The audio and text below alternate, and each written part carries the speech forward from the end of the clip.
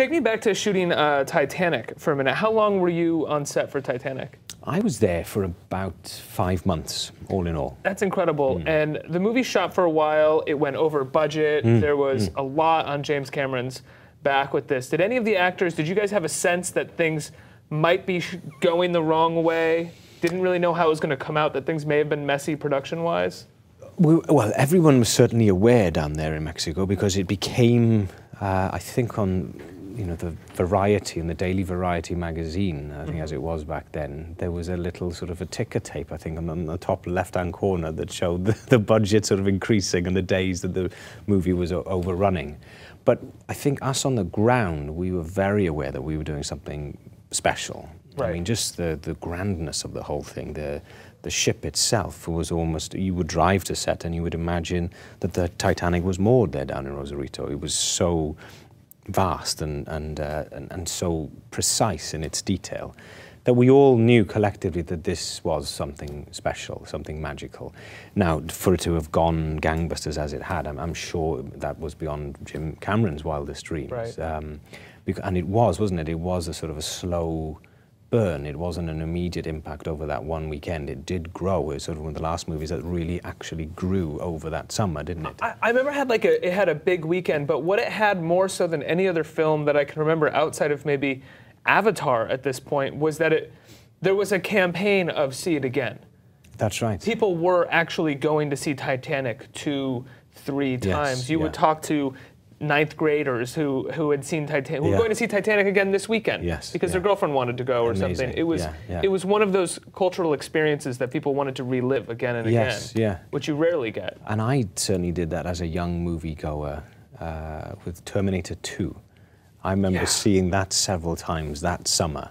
It's a great movie. And being asked by my parents, where are you going again this Saturday? I'm just going to go see Terminator 2 again, you know. Right. So I know that feeling very well as a member of the cinema-going audience. How many times did you see Titanic?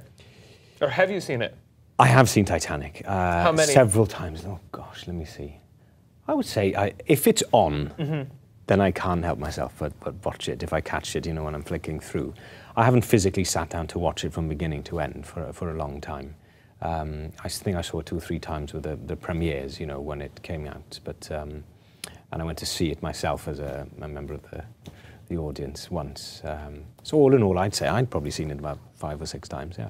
How was it working with Leo and Kate on that film? They're so young. Leonardo DiCaprio was just about to start becoming this huge star that he was becoming, but it was really Titanic that set them off. Oh, it was extraordinary for a young actor like myself to be amongst peers of that ilk, you know, who were clearly destined for greatness, both of them, Kate and Leo. And it was a very exciting time because I saw that their process wasn't necessarily unique. They were just incredibly gifted and talented, and you put them in front of the camera and something extraordinary happens to them again.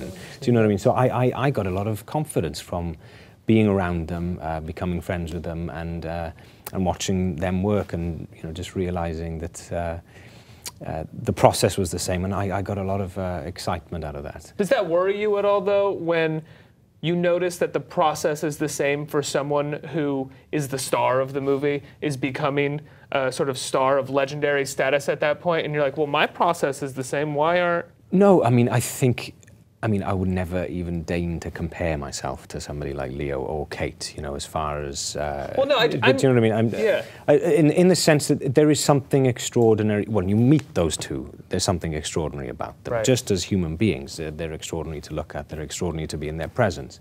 And then you put a camera in front of them again, and then it goes to a whole other level. And there's nothing you know, you just sort of sit back and enjoy that. Yeah, I just think if I met someone who, and I meet people all the time who are sort of, I hesitate to say the word better at my job or anything, because I don't think they're necessarily better, but it's the idea of like, I say, well, what do you do to prepare for the interview? And they say, nothing. I just sit there and I go with it, and I say, well, what the hell? Like, you're so much, you know, why are you getting so much more out of this than I am? And I'm preparing and doing all these things. It would make me worry, or at least be jealous of the fact that their process is the same or even lazier than mine is. Yeah, no, I mean, there was certainly, I mean, when I say the process, I mean hard work, dedication, preparation, all that stuff.